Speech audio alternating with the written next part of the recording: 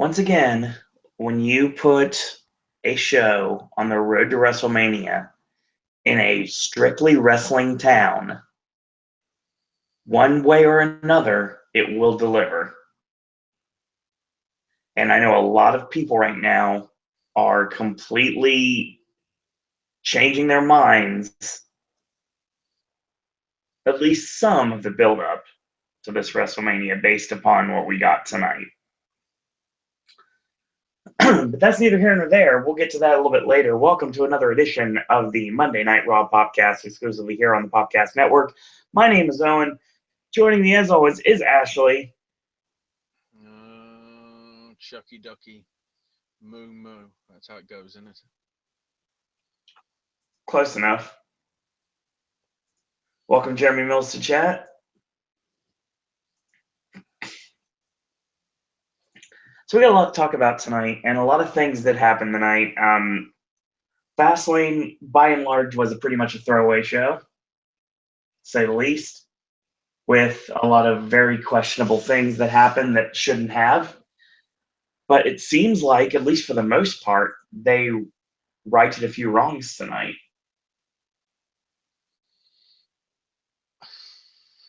Tonight felt more like Fastlane than last night. Yeah, can we flip this? Last night was Raw and Fastlane was... Fastlane was last night and Raw was the pay-per-view itself.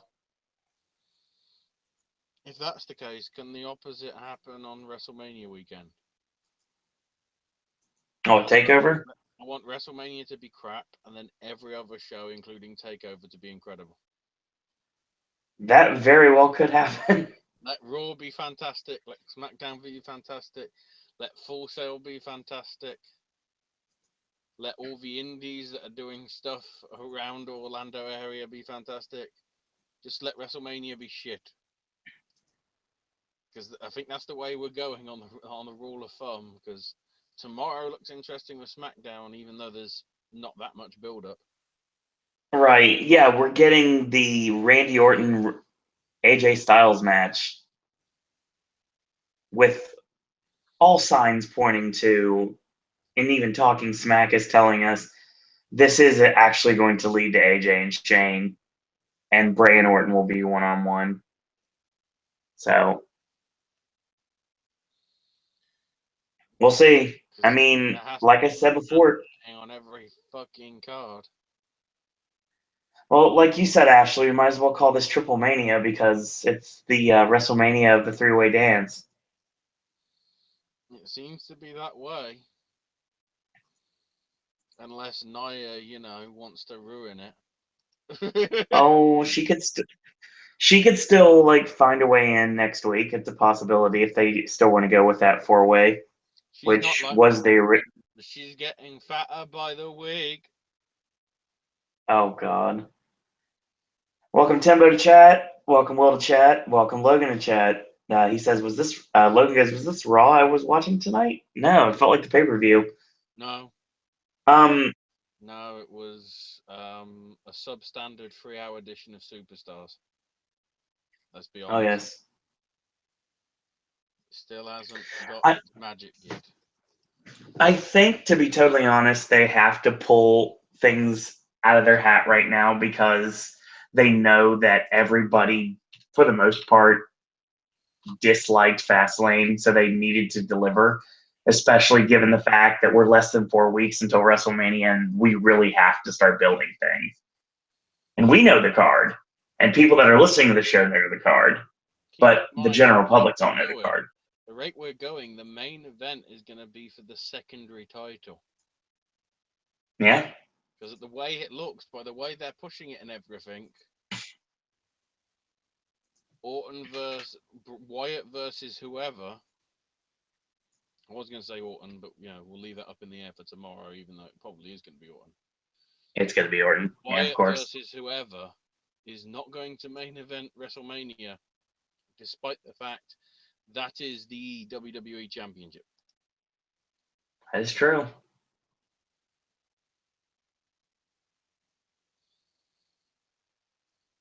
Absolutely crazy how things go. Yeah.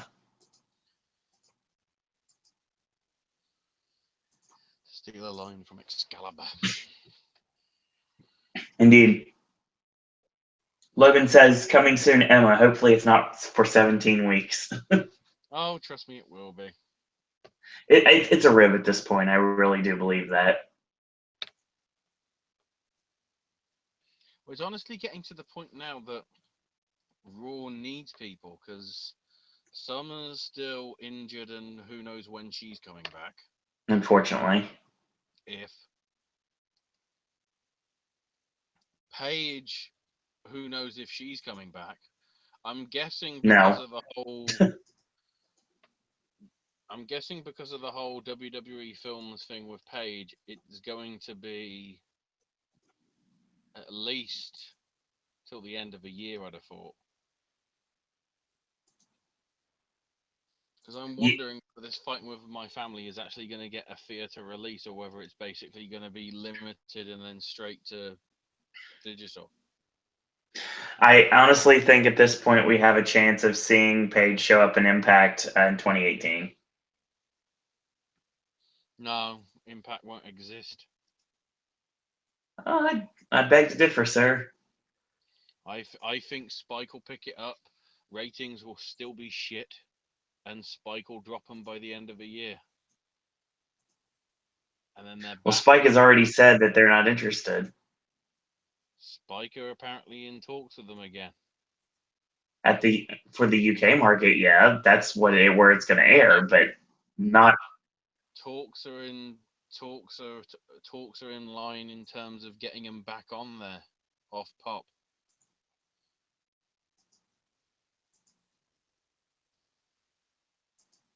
I saw the polar opposite today, so I guess we'll Spike have to wait and see. been confirmed. Hang on. Let me see if my sources are crap. Just got updated in the details below all my blurb. Yeah, TNA in talks with Spike TV.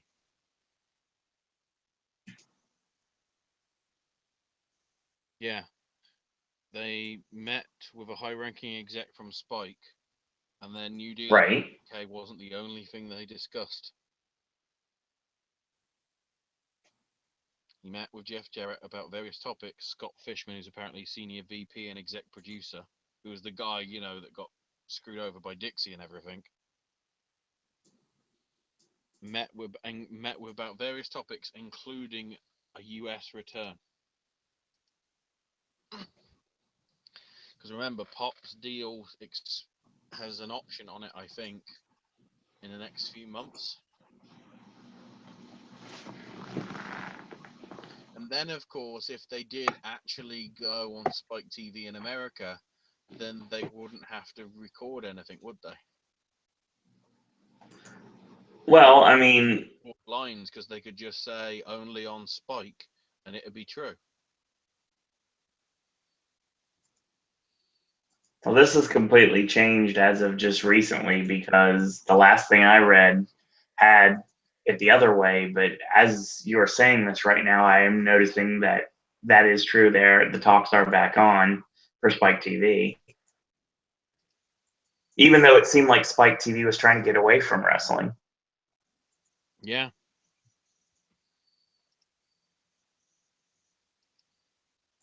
Doesn't make a whole lot of sense, but there you go. Not really. Talk about that on Wednesday. Yes, we will. So, we open Raw tonight with recapping Goldberg's win and Jericho's distraction that led to it. And Jericho makes his way out. He's hyped to be in Chicago, the birthplace of Y2J, which I think it was, wasn't it? I'm pretty sure it was the place where Jericho made his, Millennium return or show at WWE. I think. Where he interrupted The Rock. Yeah.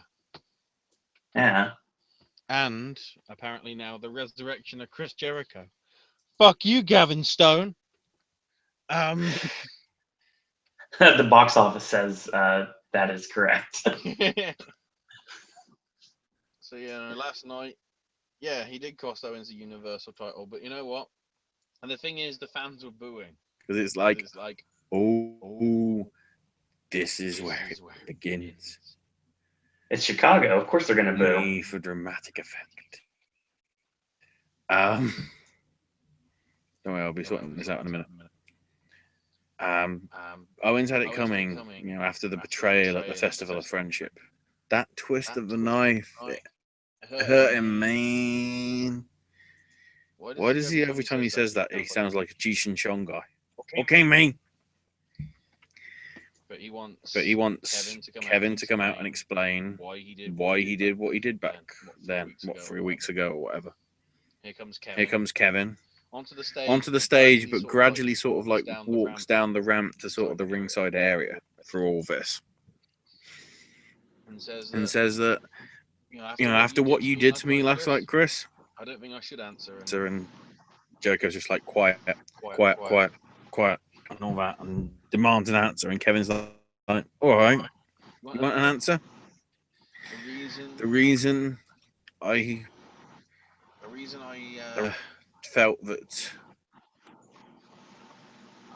I had to turn on my best friend is because you were never my at all. You want to know who it was? Sami Zayn. Stabbed him in the back, and I do it again and I do it again and again and again and again. I treated you as a Jericho that I could use. Because Triple H said to me when I won that belt, everyone would be a threat to me, no matter who they were. So Kevin needed somebody to watch his back. Make sure nobody was going to get away with anything. But most importantly, wanted a gullible idiot.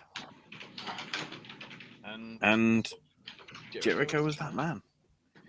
He was the perfect combination. And that all changed when Jericho said, all right, you face Goldberg. At that point, Jericho was not a tool. He was just a liability.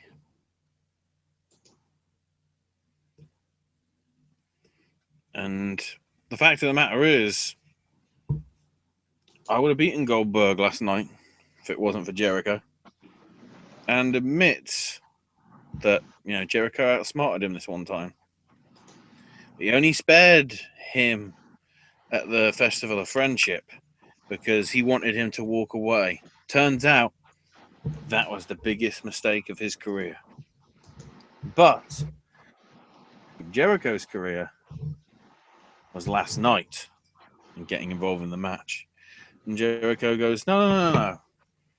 I think you'll find the biggest mistake that I made was believing you to be my friend. But you know what? Don't matter. I got plenty of friends tonight. All the WWE Chicago, the 15,000 fans. They're my friends. Big Y2J chants. But Kevin continues on and says, Chris continues on and says, last night, costing you the belt, that's only the beginning of the road that winds and winds and winds and winds and winds and winds and turns left and turns right and goes all the way to WrestleMania. So there's the challenge, I guess. And Kevin goes, you know what? I'll get a Universal title match whenever I want because I'm guaranteed my rematch. But considering, Chris, how you took away my title, I want to take your title off you. So basically, if you want me at Mania, you put that belt on the line. And Jericho goes, okay, just as quick as that. It's like, here we go. Set for WrestleMania. US title match between Jericho and Kevin Owens. And Jericho goes, but before you leave, Kevin, I think we don't need to wait till then. We could fight right now. And Kevin's like, yeah, I guess so. And they get into a mini brawl. And then Samoa Joe runs in from nowhere to do a 2-on-1 beatdown. And Sami Zayn comes out, makes a save with some chair shots to the heels' backs. They then get the upper hand on Sami, only for Jericho to give them chair shots as well, and they fly out the ring and head away. And then when we come back, we've already got action. Apparently, Chris Jericho and Samoa Joe have been banned from ringside for this match because they're fighting later. But now, already in progress, it's Sami Zayn, Owens, literally to be continued. Now, Why wasn't this a tag match? This built to a tag match. Why was this two separate singles matches? Because otherwise we'd have only had 6 matches on the show and everyone would have gone, brilliant. Fucking Rusev not being... Rusev's doing nothing. He may be in the doghouse. Oh, what the fuck's Rusev done? I mean, all signs are pointing to the fact that Rusev really was complimentary about Jake Hager leaving the company. So because of that, they're going to take it out on him because WWE are about as petty as at this point. Well, we know that whole Oscars joke last week was only done for Vince because Vince found it funny.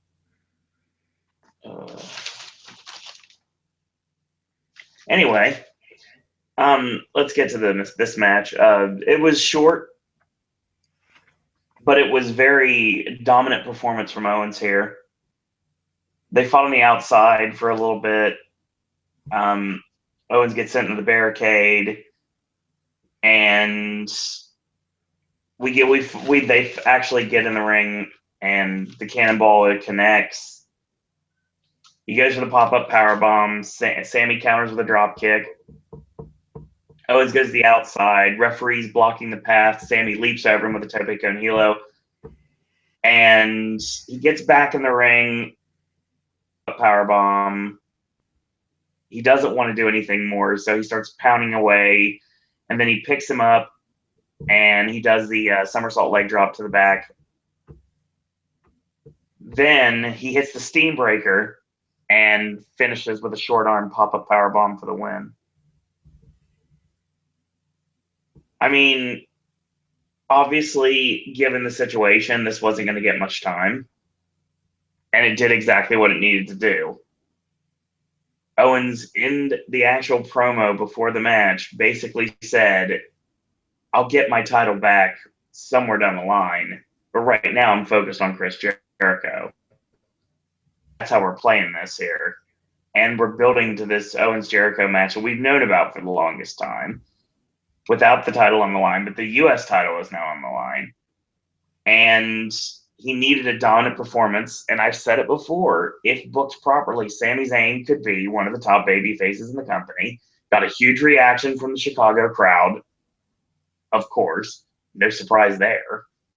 I mean, this match got a better reaction, a more favorable reaction than it would have in just like in the Midwest or someplace that ROH has never been or that's never seen Steen and Generico face off against each other. It got a good reaction. It was exactly what the crowd needed to see to start off the show. Mm-hmm. Oh, incidentally, main event spoilers, real quick, before we move forward. Paul defeated Curtis Axel, And in tag team action, Mustafa Ali and Jack Gallagher defeated Tony Nese. And not Drew Gulak, but no, he teamed up with Noam Dar. Oh. This show was also known for the CM Punk chants. Well, they only showed up until the Cruiserweight match for some reason. Which is next. Oh, why they showed up. Yeah. It's worth noting, though, that they have the graphic up Mhm. after the Zayn Owens match with Goldberg with the belt. There was a heck of a lot of booing. Yeah, Goldberg did not get a favorable reaction at all. Because they realized, just like everybody, Goldberg versus Lesnar doesn't need the belt. No, it does not. I cannot wait till a bloody title versus career stipulation somehow gets added as well. It's just overkill And at then this it's point. like, we have just ruined it, WWE. You've just ruined it. It just needs to stay as it does. But the most important bit happens next, because back by popular demand, we're going to be seeing Austin Aries' package again. Of course. But, as Austin Aries put it himself, and I quote, "It's not a bad package. It's not a good package. It's the package. Austin Aries, you just won the internet." Like, that's a shock. Even Corey and Cole couldn't, they were corpsing. Send for the man. Send for that fucking man. And this, of course, led into... McMahon's probably pissed because somebody's trying to get over with Roman's shtick, and they're doing better than Roman. Yeah. So Swan's out, then Neville. Jojo makes the introductions, and for the second night running, fucking Cruiserweight title match steals the show. Again, no shock. It's good stuff here. No surprise. Crowd was chanting for Austin Aries at one point. But it was short-lived because Neville and Swan got him back into it. I like how Neville went for a slingshot and he gets crotched on the top rope with a high kick. So Neville goes to the outside. And Swan hits... It's a somersault plancha, but they called it the Swan Ton. So my love of puns. So he rolls Neville back in, and Neville ends up hitting a Hurricane Rana when he cuts him off. Actually, it was see that's the thing. It wasn't a typical Rana. I like this. So Neville gets cut off, and Swan hits a satellite head scissors into a Hurricane Rana, which looked good. And then he hit the Fantastic Voyage for a near fall. He goes up top. Neville comes up, and he's going for the superplex. And, of course, that doesn't work the first time. So the great thing about it is when he does connect with it, Swan's momentum rolls him to the floor. So, of course, he can't get the pin right away. So that's good. So he whips him into the barricade upside down, and then we get a break. This match actually got 2 commercial breaks. Yeah. There's interesting placement because it's a catch-22 because you're giving them more time, but you're cutting off momentum on a hot match with a commercial break. So you're it's a lose-lose situation, really. But like I said, we come back from commercial break. He gets a spinning back kick, comes off the ropes, and they do a standing switch reversal, suplex. Swan lands on his feet, and Swan hits one of his own, hits a super kick for a near fall. He goes up. He hits a reverse leapfrog off the top rope. a high kick, goes for the Phoenix, but of course he misses. Neville goes for the pin. Swan kicks out. Saturn wins it. I like this match greatly. I really did.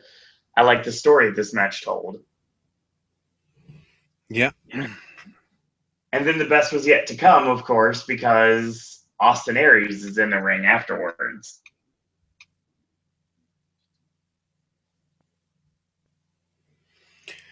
So yeah, Austin is in the ring doing an interview and says, it's been an impressive 24 hours for you, Neville.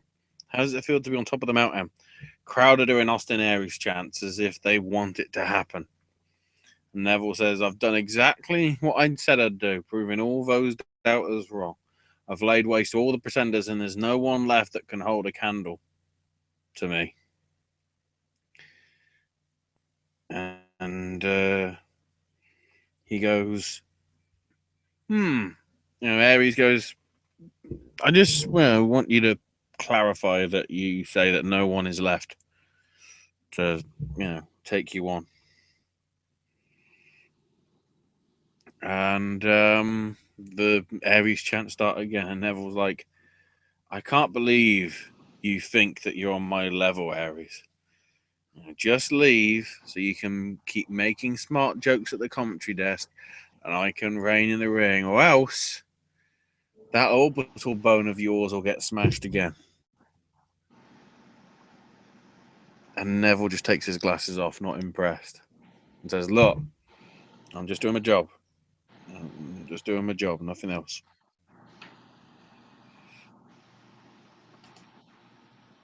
And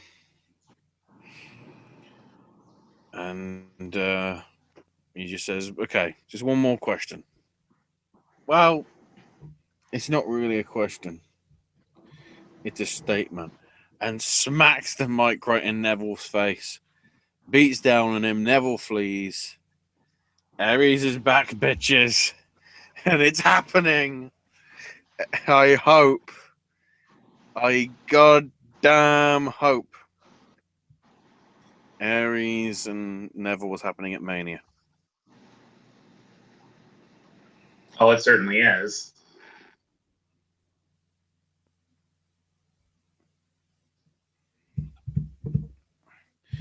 No, I approve of this shit. Absolutely. What I didn't approve of was this next segment.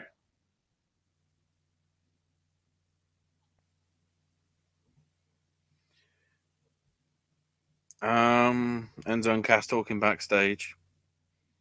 Looks as if they've got a title rematch tonight. And they bump into Claudio. He's holding. No. He's holding coffee, so I understand why you would get confused. Yeah. They both just take digs at each other. Oh, you lost to Samoa Joe.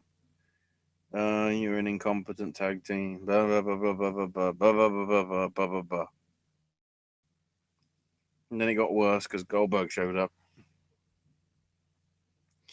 with a pretty mixed response from the crowd. Even more mixed than Roman. Actually, no, it was more mixed than Roman because Roman, they say it's mixed and it's more like they just boo him. But Goldberg says the Universal title belongs to all the fans, not just him. And stands in the ring a humble man and champion. Heyman interrupts and says, I would congratulate you and shake your hand on your win, but I don't think it's me that should be doing the shaking of hands. I think it should be my client, Brock Lesnar. Brock comes out. Him and Heyman circle the ring like it's bloody Lion King all over again.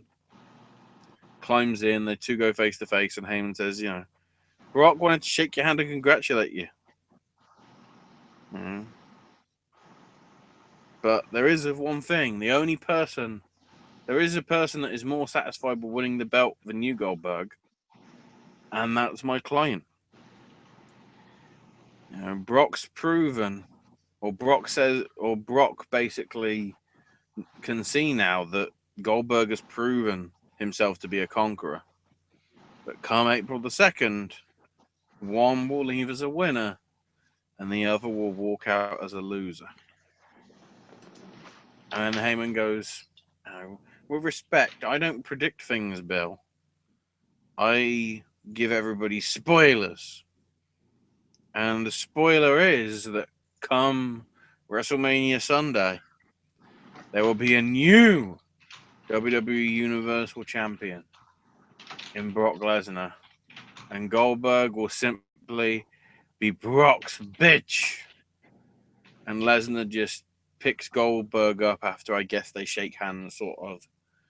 Gives him an F5. Gets out the ring. Oh, I don't know.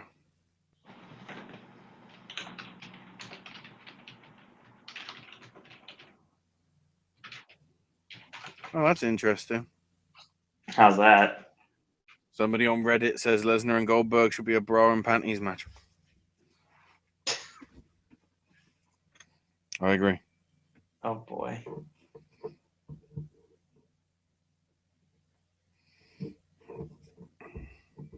Oh man, some interesting stuff on Reddit. Matt Hardy's trying to trademark Broken Matt Hardy. We're going to talk about that on Wednesday. Jack Gallagher is now officially Gentleman Jack Gallagher. For some reason, also Ric Flair says that he wants to be a 17-time champion. I'm confused. Let's bring up our next match.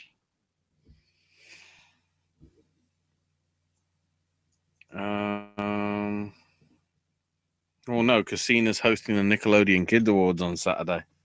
Cue boos from the fans. So, yeah, Enzo and Cass come out. They say that last night was the Milwaukee shoe job. The errors of last night, though, will be righted, and Enzo and Cass will leave Chicago champs and prove that Anderson and Gallows are SMRT, smart.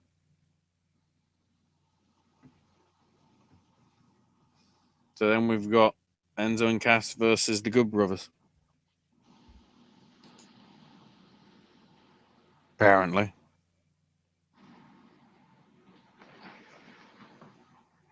Yeah, this is all you because because of technical difficulties, I could not even see this match. Pretty short. Cesaro and Sheamus were watching from ringside. Enzo basically got excited after doing a dive to the outside, managed to walk backwards into them, spilling the coffee everywhere over Cesaro and Sheamus. So Cesaro just went after Enzo into the ring. Enzo was going to get hit, dodged. So Anderson got hit with a clothesline instead. So technically, Anderson and Gallows win by DQ.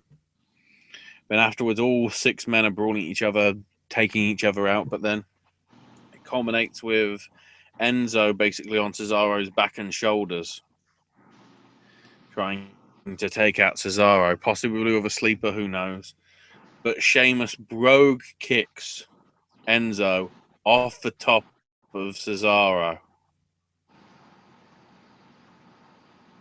which, great line from Corey, that's like William Tell shooting the apple off the kid's head.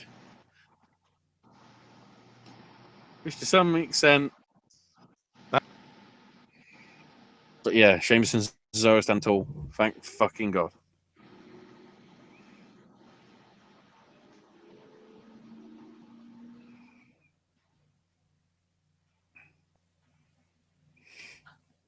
So yeah.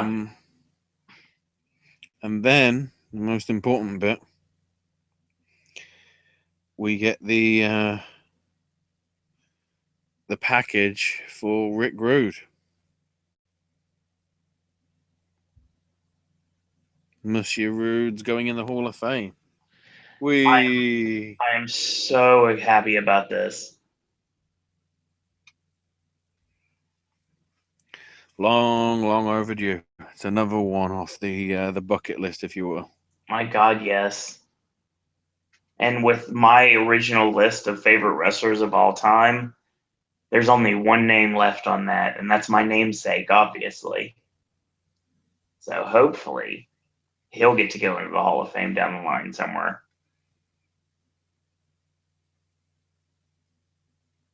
Hopefully. But yeah, I did a great video package showcasing both the WWF and WCW run of Ravishing Rick Rude. They basically covered everything. Even brought I think if I remember correctly, I even saw the WCW Halloween Phantom in that video package. One of the greatest stables of wrestling history that really didn't get a chance to do much was the Dangerous Alliance. And Rude was a big part of that. Rude and Austin both. So I'm very happy to see that he's going into the Hall of Fame. It's interesting that Ricky Steamboat is the one that's inducting him, because the Steamboat Rude feud for the U.S. Championship was pretty epic. But given the past that Rude had with the Hennig family, I'm honestly surprised it's not Curtis Axel inducting him.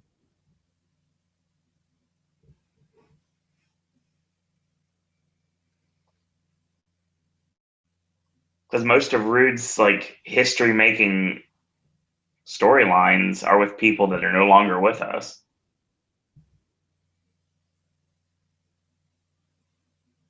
And of course, there's Sting, but Sting doesn't really make much sense.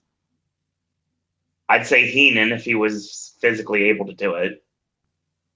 Heyman would be a great choice.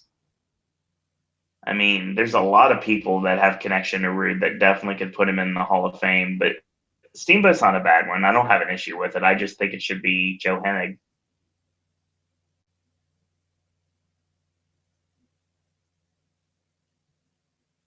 We shall see. There's two names left that are still on the prospective list that we've been hearing about, and that's Regal and Christian. So who knows if they'll both get in or not. We still have a little bit more time. But everybody else has gotten in.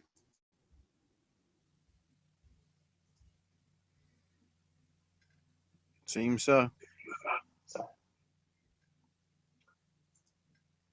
We move on to a singles match that went really short. Akira Tozawa against Arya Daivari.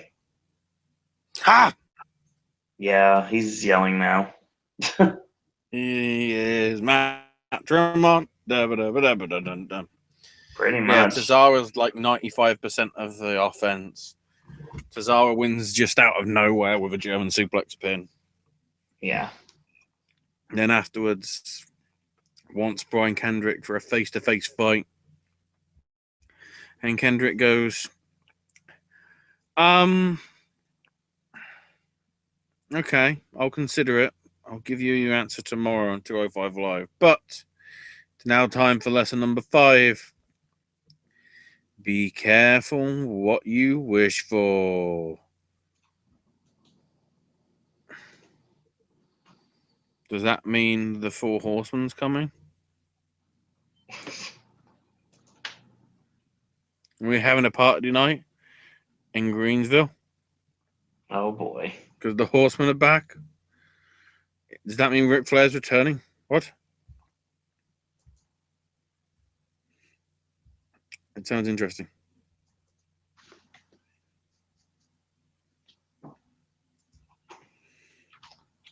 So we move forward.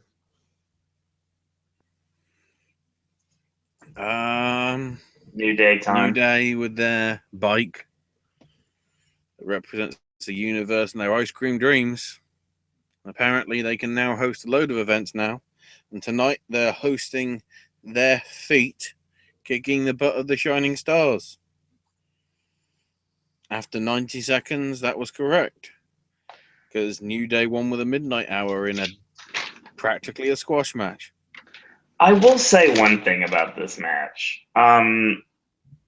I can't deny that before this match ended, Shining Stars actually got some good heat. Not like from the crowd, but on Kofi. Epico hit a double underhook, like a J Driller style, into a gut buster. Looked great. Primo with the Escalade slide, and they worked him over for a minute, and then of course Tide turned, and then when Biggie hit a clothesline on the outside, Kofi and one. Like I said, it looks like from judging from the actual New Day pop cycle, yeah, I think that's what they're calling it. Sad. We will probably be getting 4 different variations of New Day pops. One for Kofi, one for Biggie, one for Xavier, and one for the Unicorn. And they're all on the side of the cart, just like it's Vamp 55 all over again. Is it really a cart, though? I mean, it was more of one at Fastlane than it was at Raw.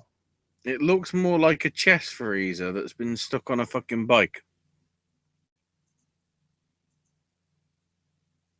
They just cut the plug off. Right. So it doesn't look as genuine. Now, the thing is, will these pops be free at WrestleMania? I hope so, but I highly doubt it. In which case, does that mean you could be doing a sip and snack live during the pre-show of WrestleMania? Or at least recorded live during the pre-show of WrestleMania?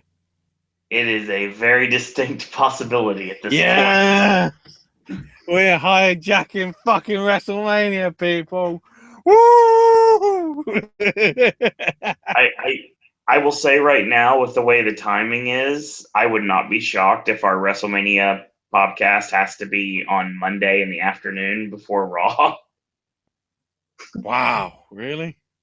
It just really depends on how long it takes us to get back to the apartment after Mania, because we're gonna be fighting traffic for quite a while. Don't worry. If Brock Goldberg's the last one, 20,000 people will leave before. Yes. Like, I don't want to see this. Fuck it, we're going home. Yeah, it only leaves about 50,000 more people that we have to worry about. It's still less than 70. This is correct. So now it's time for Women's History Month. Yes. Apparently it is a thing. I had to look it up. I know of International Women's Day. Right. Apparently that was so successful it became Women's Week. And now it's Women's Month. So I'm just waiting now for it to just become Black History and Women's History Year. So then it's like we can just talk about it all the time. Whatever.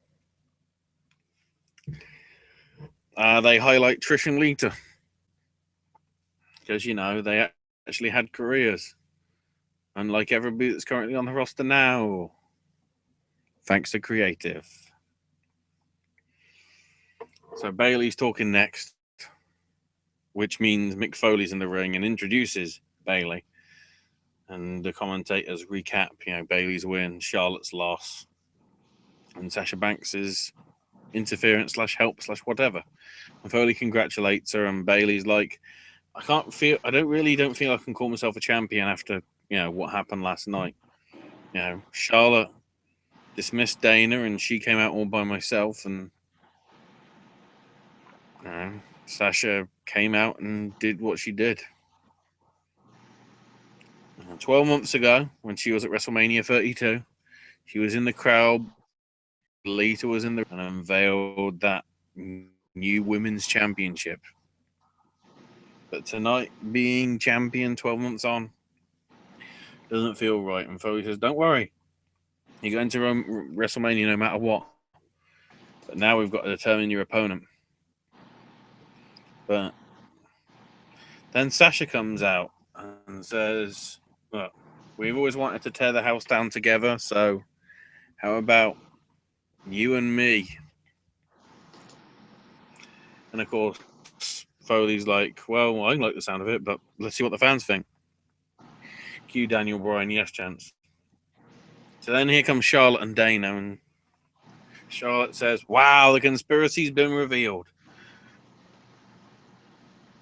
Yeah. Sasha interferes so that she can get a title shot because she knew that as long as I was champ, she'd never get a title shot herself. Because that was a stipulation at Roadblock End of the Line. Stop fucking calling it that, people. Just call it fucking Roadblock. Nobody remembers Roadblock when Triple H beat Dean Ambrose. Yes, remember, that was 12 months ago. Did you remember? No, you fucking didn't. I did, because I'm a smart ass. Ting! I was Yes, I waiting did for that the on ting at purpose the because end. Blompier is back as general manager, as I called. Which is good. Charlotte was robbed of her title last night and her pay-per-view record, and Foley says, well, no, sorry. Charlotte says that Foley only cares about his girls, and he's like, no, I care about everybody. Here comes Stephanie. Here comes the CM Punk chants. Here comes her reply to them. Here comes them being even more deafening at her. Thankfully, she shrugged it off. But the fact that they were more interested in chanting CM Punk tells you how much of a shit they actually give about this angle. And so she says the main event of WrestleMania for the women on this brand is Charlotte versus Bayley. And Foley says, no, Sasha deserves a shot. So I think it should be Charlotte versus Sasha Banks next week with the winner facing Bayley at Mania. And Stephanie likes, I like the sound of that. You know, Sasha, if you win,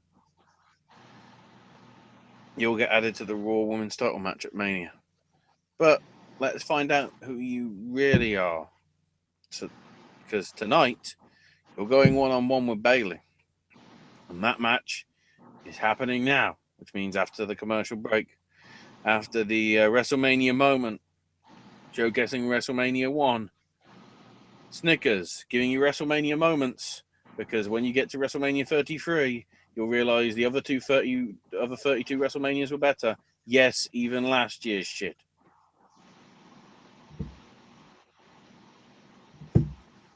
And then all of a sudden, the commentators are going, if Sasha wins this match against Bayley, she gets into the Mania match and it becomes a triple threat. So apparently, we've changed our minds. Yep. Or something. So now Sasha has to win this in order to be in WrestleMania. I think. Sure.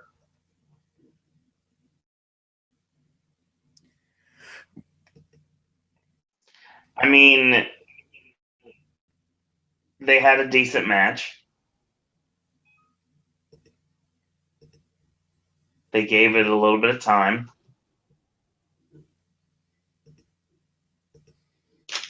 We've seen Charlotte had to get involved because reasons. Of course. Yeah, Charlotte had to get involved. Don't know why. So yeah, it's pretty much Charlotte got involved and it set up the finish, which was basically the bank statement. Bayley got the rope. Charlotte ended up making that go away, and then that was when Dana was on the ring apron for a quick distraction, and turnabout is fair play. And Sasha walks the crossface in and gets the tap. This match was going fine until the interference. Yeah.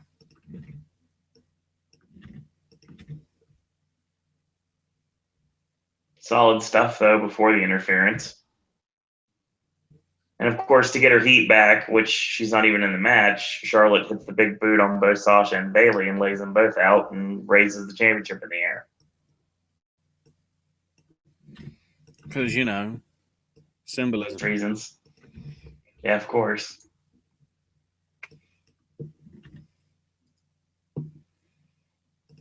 Symbolism.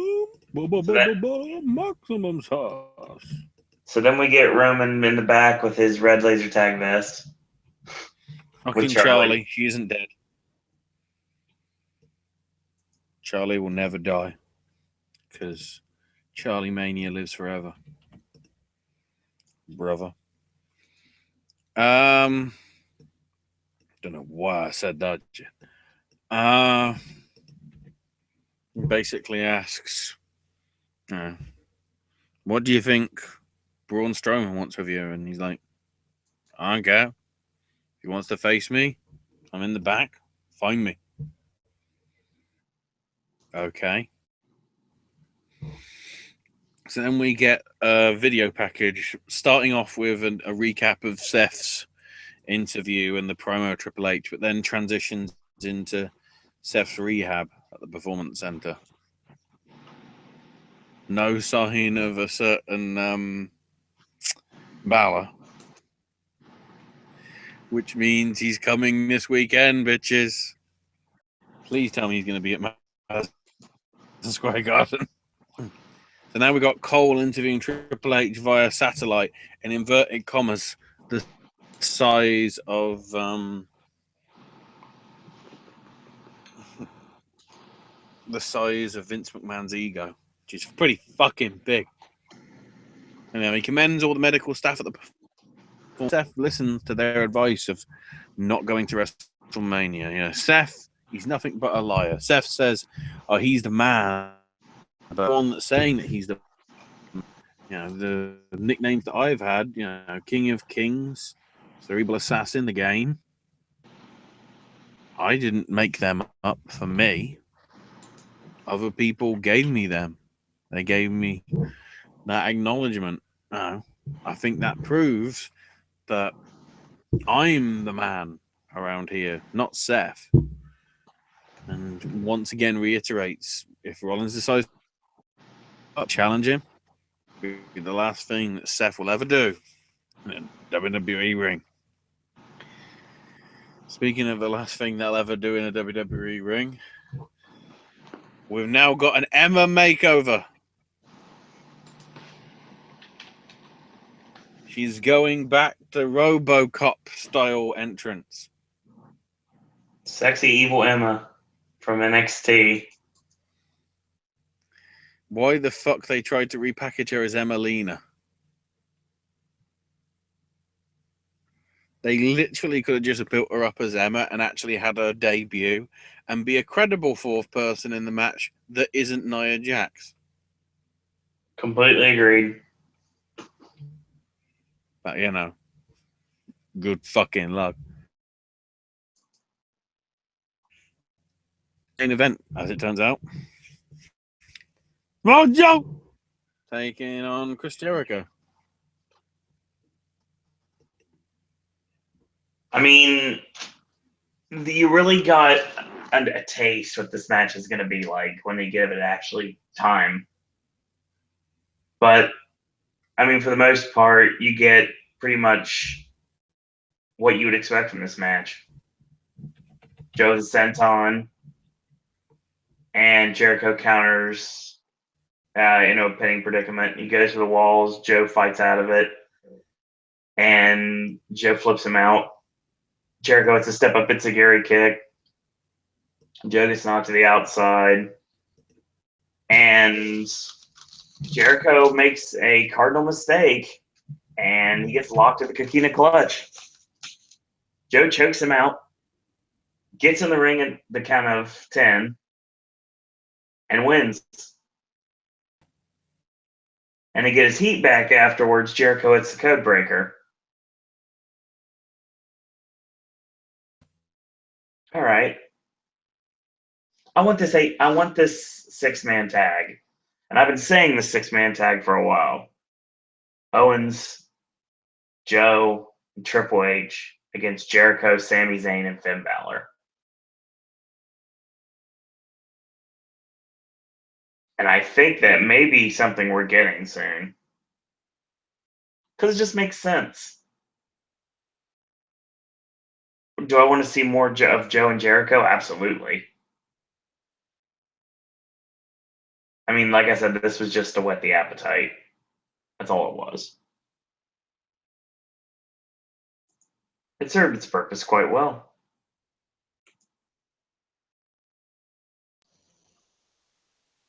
And Ashley returns. Yeah. The dongle lost the dongle, apparently. Screw it, I'm going in Vision for the last few minutes. Oh, good. Did Firefox actually? Oh, it didn't crash. Just disappeared. I mean, with a match itself, Joe looks strong, but Absolutely. in a weak ass way, if that's possible.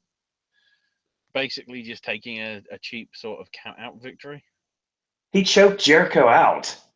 That Yeah, makes a statement right there. yeah, yeah. A statement that he's doing fuck all for WrestleMania. Yeah, that's exactly right. As of right now.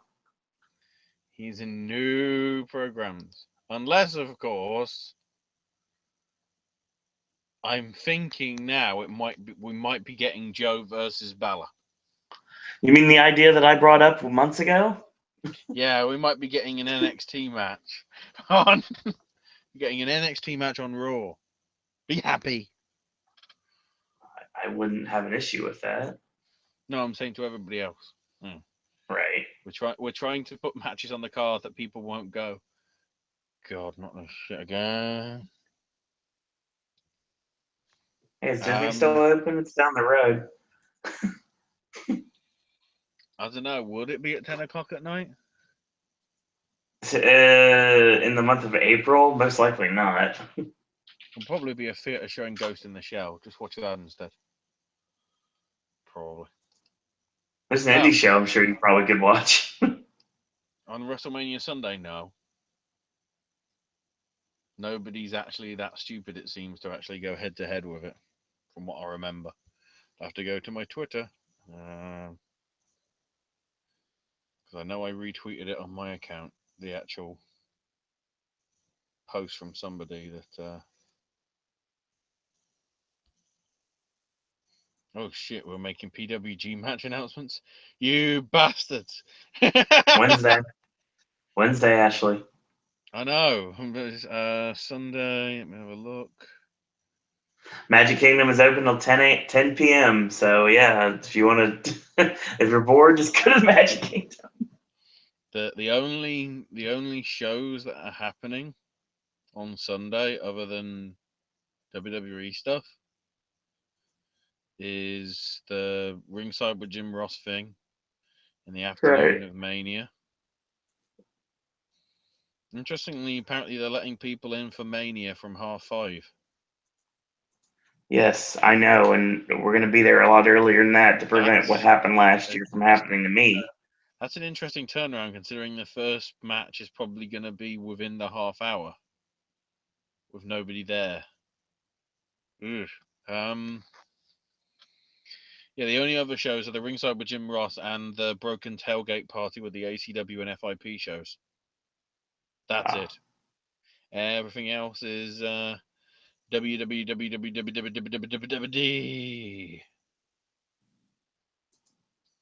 Let's talk about this final segment. Sorry, I just noticed that the PWG show is entitled Game Over, man. Good job, Excalibur. So yeah, coming up tomorrow on 205 Live, Austin Aries has got a message for Neville. Is it something to do with his giant package? And then also next week on Raw, Enzo and Cass versus Cesaro and Sheamus, the winner facing the club. What makes me think it'll be neither. Or will be the Shining Stars. Or you know what? Let's just be different. How about New Day? Oh. So then, Braun, you got lucky with your win last night. You know, Chicago doesn't like you. I don't like you, so let's finish this. Roman's music starts and then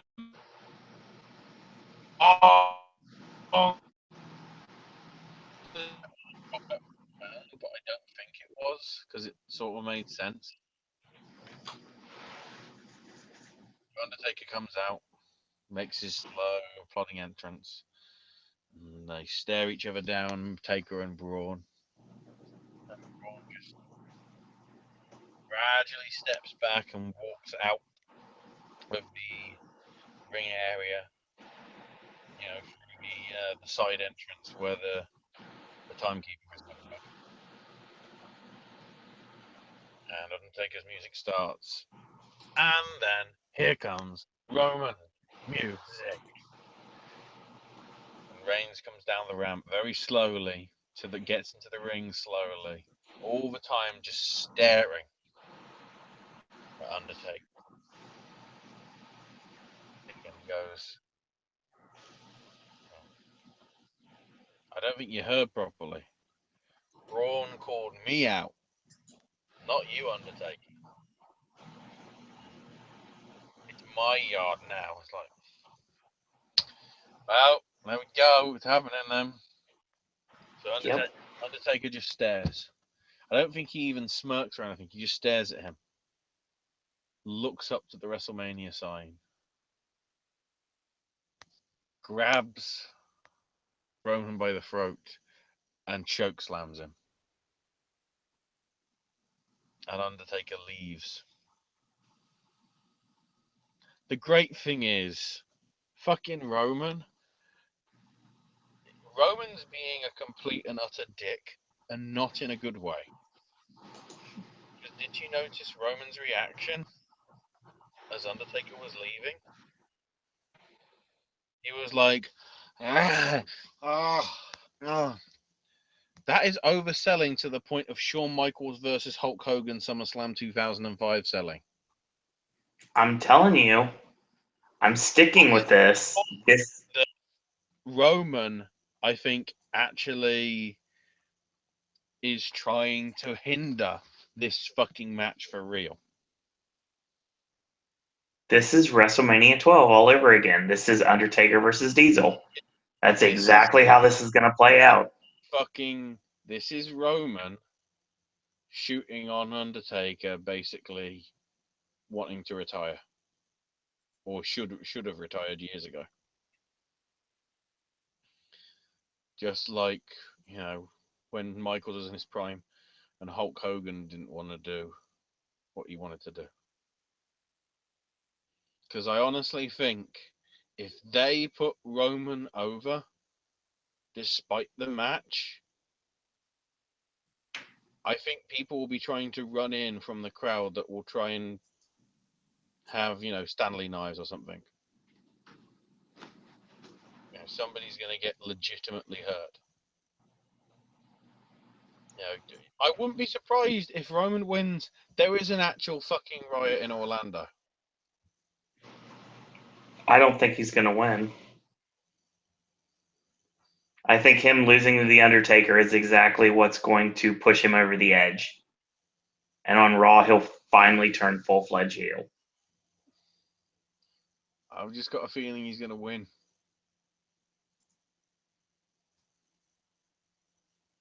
And then that's Undertaker retired, putting over the guy that didn't even, I wouldn't, compared to, if I had a choice of Taker and Roman or Taker and Cena, despite the fact I don't like either of them being pushed the way they would,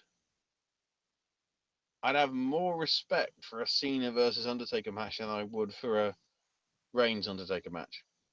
That really should have been the match at Mania this year.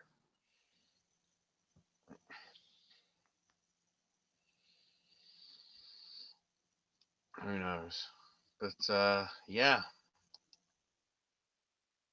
That's the hot mess. I mean, if we think about it, we've sort of got like 6 matches all but confirmed. Well, we got the one confirmed one, which is Brock versus Goldberg. Then we've got Charlotte, Bayley, and Sasha in a triple threat. It appears as if we've got Aries versus Neville. We've definitely got Owens versus Jericho. We've got the Raw tag titles with the Club versus somebody. And we got Undertaker versus Roman, along with the SmackDown ones of Bray Wyatt, and that's it. Right. Everything else just up in the freaking air. Do. Even though it's not, but it is. Well, there isn't any clear sign of there being a Baron Corbin versus Dean Ambrose thing yet. That'll probably get announced tomorrow, I'm thinking. Yep. And obviously some of the other picture will get clearer and clearer, because if they're announcing matches for WrestleMania during the go home show, that could be worrying. And the thing that I'm fearing now, considering talk seems to now be back in gear, is the go home show they'll suddenly go, oh yeah, it's Shaq versus Big Show.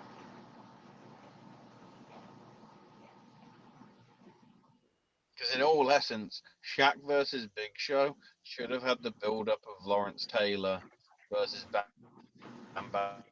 I don't want it to be main event. It's not worthy of that shit. But I feel it should have been. There needs to be enough time for actually stuff to linger, rather than, oh, he said something at the ESPYs, he said something else, blah blah blah blah blah. But who knows? We've still got 26 days. Wow. Yeah. I guess really we got 20. 3 weeks of Raw and SmackDown. We'll see. Not much to talk about tonight, really. That's advantageous to you. Very much so. That's going to end the show tonight. Once again, big shout out to everyone in chat. I noticed Logan in chat, Timbo, Pinhead Larry, Jeremy Mills. I saw Willen in for a minute. I'm sure Acer's floating around somewhere right now. He'll tweet so everybody can catch the archive, probably. Indeed. You can follow Acer on Twitter at Acer1337. Yes, in a row for all the podcasts you should be listening to, wrestling and or otherwise. Follow his YouTube channel at Acer5000. Logan can be found on Twitter at LoganBurton10. Pedro wasn't around tonight, but I'm sure he will be listening in archive. It's at Evil Takes Root. And also big shout out to, again, someone I hung out with quite a bit over the last 4 days at the Impact Zone, and that's Mr. Entertainment. That's Mr. ENT92. Shout out to Cleveland at Contro Cleve. And, of course, to my roommate, Great Traveling Scott. So, yeah, GR number 8, Trav, TRAVLN Scott. And Ashley, where can we find you on social media? You can find me on Twitter at Ash is my name UK. I guess Gaming with Ash will be up on Saturday. We'll start it early. We shall see what happens. Wrestling fans, do not worry. There's a plenty of content coming for you guys this weekend. So Wednesday night, of course, will be the Wednesday Wrestling Podcast, 9 p.m.